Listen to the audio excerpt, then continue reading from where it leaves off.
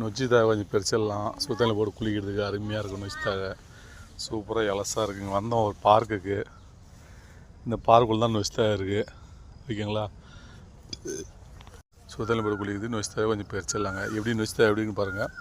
உடம்பு குளிச்சுன்னா ரொம்ப ஆரோக்கியமாக இருந்தாங்க. ரொம்ப ரொம்ப நல்லது.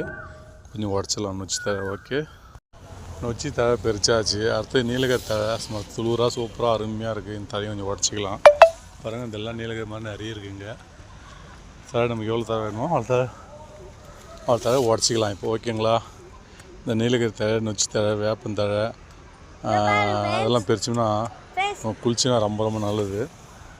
தழை கொஞ்சம் உடச்சிடலாம். நம்ம எவ்வளோ தழை வேணுமோ அவ்வளோ தழை உடச்சிடலாம்.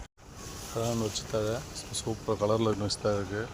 உடச்சாச்சு. அடுத்தது அப்படியே நீலகிரி தழை. அடுத்தது வேப்பில் கொஞ்சம் உடச்சிடலாம்.